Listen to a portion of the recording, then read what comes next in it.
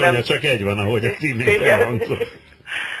A rendszerváltás előtt a te színházadba, ugye Kati, azért jártunk a Katonába, mert egy Csehov darabbal, 3 nővérrel, ott a revizorral. Sorok közt lehetett olvasni, igen. A sorok közt, és hallottuk, és láttuk, hogy Sinkó, Básti Juli, Aser kiszól a színpadról.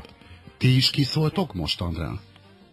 Hát igyekszünk, de ez egy másik világ, tehát fölösleges kódoltan üzenni egy darabon keresztül, hiszen mindenki beszélhet mindenről. Tehát az a fajta politizáló színház, amit a Jean Békiék korábban csináltak, az már a teljesen érvényét vesztette, tehát nincsen szükség rá. Hát miután mindent ki lehet mondani, ezért nincs meg az a fajta közösségi érzés mondjuk a Katonában egy este, hogy júj, most ezt te is érted? Ugye érted te is, amit most üzentek? Ez nincs. Ellenben van például olyan, ami számomra egészen megrázó volt, hogy most a Mesél a Bécsi Erdőt ősszel mutattuk be. Ami egy hát közel 70 év, több mint 70 éves darab, és a választások napján is játszottuk az előadást, és az előadásban elhangzik egy mondat, azt pontosan fogom most idézni, hogy a választásokon 40%-ot szeretnek a nemzeti szocialisták. És az volt az érdekes, hogy mondom, szeptember óta játszuk az előadást, soha ekkora csönd nem volt a nézőtéren, mint aznap este. Az egész közönségen azt tudott végig, hogy mi van. De várjál, Andi, honnan tudod, hogy ez más csönd volt? Hát a nézőtéren mindig csönd van. Hát igen, de azt egy színész érzi, hogy mikor van úgy csönd, hogy figyelnek, és mikor ül hirtelen nagyon meg az a csönd, ezt mi így hívjuk, hogy így megül hirtelen a nézőtéren valami. És akkor ilyenkor érezni azt, hogy a színház a mai napig tud üzenni, csak mondom, mivel szabad beszélni mindenről, nyilván nem azokkal az eszközökkel kell már csinálni, mint ahogy az rendszerváltás előtt. Mondjad. Andrea. Igen. És arra gondolsz, azt mondom, mindent ki szabad mondani, és arra gondolsz, hogy a színházigazgatókat végül is politikusok nevezik ki? A különböző önkormányzatokban párt delegáltak? Ez a másik dolog, igen, ami számomra hát hogy mondjam, nekem egy nagyon riasztó jelenség, amikor a szakmaiságot felcseréli valami egészen másik szempont. Én magam most 2 bizottságban leszek benne, az egyik a saját színházam igazgatói kinevezése, a másik pedig szakmai bizottságban részt veszek a Radnóti Színház igazgatói kinevezésénél, és nagyon-nagyon bízom benne, hogy szakmai oldalon tudjuk tartani a döntést, és nem lesz ebből egy ilyen politikai... Nincs párt hátszeled?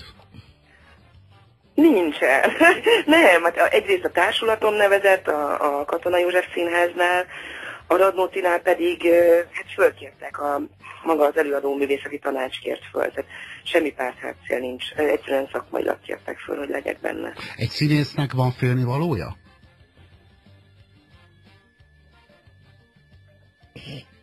Itt vagy? Jó kérdésnél szakadtunk meg. Itt vagy, Andrea, a vonalban? Nem. Jó dramatúr az élet. Teljesen jó. Kati, van félnivalója egy színésznek? Hát persze, hogy van. Hát az igazgatójától nyilvánvalóan fél, hogy megfelel-e, nem felel meg. És visszatérve az előzőre, hogy engem az se zavar, hogyha olyat neveznek ki, aki egy adott párthoz lojális. Mert miért ne? Engem az zavar, mikor olyat neveznek ki, azért neveznek ki valakit, mert lojális egy párthoz, és itt vége van az alkalmasságának. Andrea, annál a mondatnál szakadtunk félbe. De mondjátok, hogy lekevertetek hirtelen, mert már nem volt PC, amit mondtam. Akkor ismételd el a kérdést. Van félnivalód? Nem hiszem. Na, ezzel kevertünk le. Nem, hülyéskedtem, a telefonom néha ezt csinálja mostanában. Szóval nem gondolom, hogy félnivaló lenne, inkább azt gondolom, hogy nagyon oda kell figyelnünk egymásra, arra, hogy a szakmánkat, meg azt a fajta szakmaiságot, amit csinálunk jó páran, nem alacsony szinten, azt meg tudjuk védeni. És azért normálisan tudjuk síkra szállni, tehát ne egy ilyen paranoiás módon, hogy ezt most biztos azért mondod, mert... Amikor március 15-én ott voltál és fölléptél a Petőfi szobornál Demszkit követően, igen. Rácsütötték, hogy nem tudom, liberális vagy baloldali vagy, hogy na, ő is a közéjük tartozik, tehát hozott vagy vitt az a fellépés. Hát aznap nagyon, igen, hát aznap az borzasztó volt ott kinn a szobornál, az tényleg halálfélelmem volt az oda repülő üvegektől, meg nem tudom mi.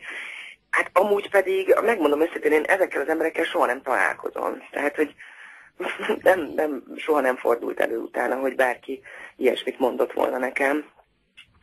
De egyébként meg azt gondolom, hogy nem kell, hogy ezzel foglalkozzak. De miért vállaltad el? Nem volt az egy politikai kötődés a részedről, egy szimpátia kifejezése? Nem tartottál attól, hogy akkor Fullajtár lesz majd a baloldal egyik színésznője? Nem.